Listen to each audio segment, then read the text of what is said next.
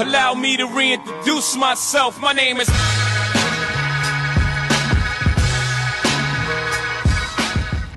Yeah, KGR, welcome to my YouTube channel.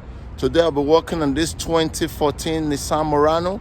I'm going to be replacing the oil pan. I'm going to bring you guys and show you the reason why we need to replace the oil pan. If you're new to my channel, please consider subscribing. Support your boy. That's all I'm asking. Takes one to know one, takes two to tango. Brooklyn, shout out. I haven't said that. You know my slogan, KG, let's go. We're going to get it right now. So I'm underneath the car. So if you look, you see, when your oil pan look like this, you know you're heading for a big trouble. Make sure you do it quick, because one day you're gonna be somewhere and the next thing you're gonna see your oil. You see that?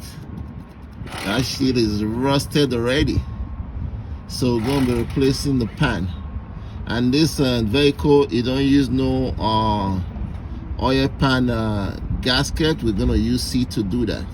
So you saw that. So the first thing we're gonna do, drain out the oil and then let it drain out. Then we'll go ahead and do the job. Okay, so that's the oil pan right there. So that's the part number SK264465. Then this is the gasket we're gonna be using. Bring out the oil pan, see what it looks like. There you go.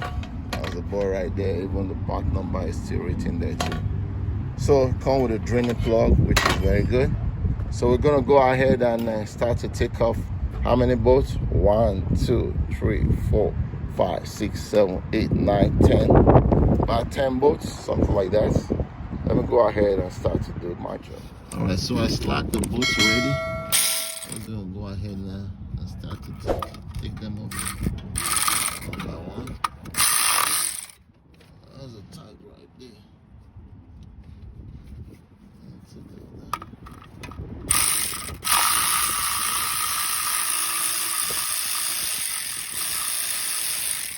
You have to make sure you drain the oil first.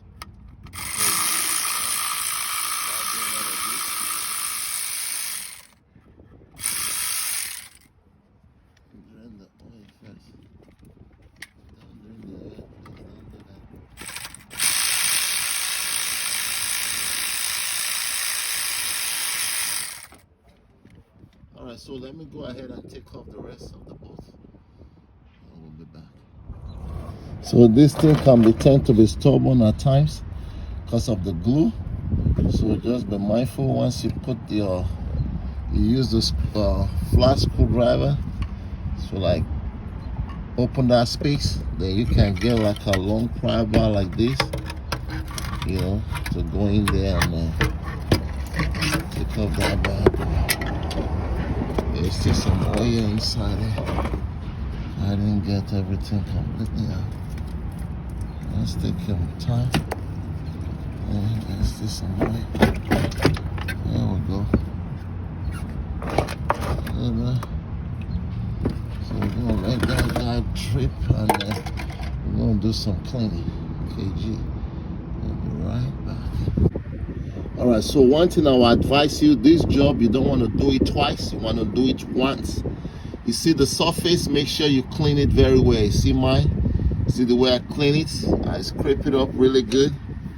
Make sure you do that. Then I'm going to clean up those oil leaking there. Then I'll put a seal on it, which I've already done on this side. See this? I already put a seal on it. Nice and all that. I'm going to put some seal on the other side. And you don't want to do the jobs twice. You want to do it once. Because you don't use the gasket. This is the glue that I use. Alright, KG.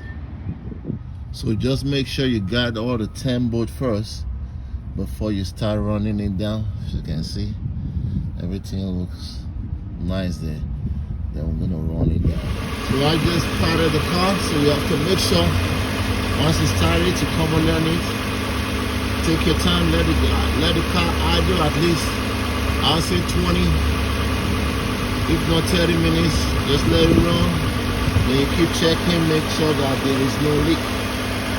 You know, it's not just tying the bolts. You want to make sure that the job that you do, everything work well. So mine, everything looks good so far.